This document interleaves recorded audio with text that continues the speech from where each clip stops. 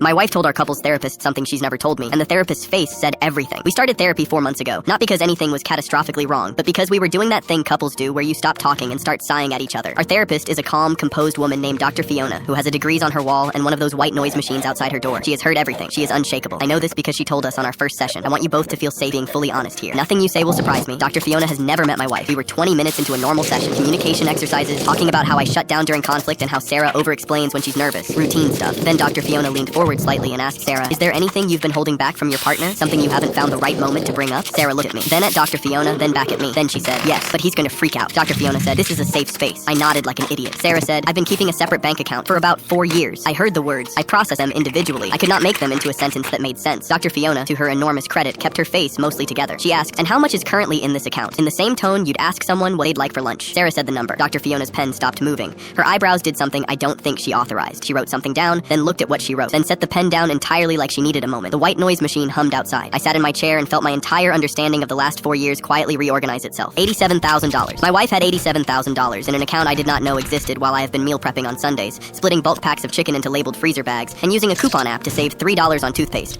I thought we were tight. I suggested last summer that we skip the beach trip because, quote, we should be responsible. Sarah agreed with me. She agreed with me and then went home and checked on her $87,000. I said, "Where did $87,000 come from?" She said, "I've been selling furniture online. I need you to understand that my wife and I share a garage. I have been in that garage. I have walked through that garage to get to the recycling bin at least 3 times a week for 4 years. I thought she was organizing. I thought she had a decluttering phase that never ended. I once complimented her on how tidy she kept it. She said thank you. She was running a business, thrift store furniture. She'd find pieces, refinish them, and sell them on Facebook Marketplace. She had regulars. She had a system. She had a separate email address. She had $87,000. I had a coupon for Colgate." Dr. Fiona asked why she kept it secret. Sarah didn't even pause. She said, "Because the last time I made more money than him, he got weird about it." Dr. Fiona looked at me. I opened my mouth. I closed it. Because in 2019, Sarah got a promotion that bumped her salary above mine. And I, a grown adult man, handled it by being distant for a month, making one comment at a dinner party that I still regret, and suggesting we, quote, reassess our financial roles as a couple. I was not my best self. I am aware of this. Apparently Sarah is also very aware of this and built an entire parallel economy because of it, Dr. Fiona said. "So, to make sure I understand, you built an $87,000 business in your shared garage over 4 years specifically to avoid triggering your husband's ego?" Sarah said, "Yes." Dr. Fiona wrote something on her notepad. She underlined it. Then she underlined it again. I leaned slightly to try to read it. I couldn't. Whatever it says, it is about me, and it is correct. Here's what I keep coming back to. I'm not angry about the money. The money is genuinely impressive. The money is the most impressive thing either of us has ever done. What I cannot fully recover from is that she built a thriving small business 6 feet away from me in our home, while I stood in the kitchen deciding whether the store brand pasta was worth the 80-cent savings. She was sourcing inventory. I was optimizing a grocery list. We were in the same house. Dr. Fiona recommended we continue weekly sessions and also suggested I explore why external success in my partner feels threatening. I suggested Sarah teach me how to flip furniture. She smiled and said, "That'll cost you." I said I'd use a coupon. She did not laugh. Dr. Fiona did, a little. She tried to hide it. She failed. I'm enrolled in the furniture course. Sarah is teaching it. $60 a session. She said it's a bargain. She's not wrong. The woman knows her margins.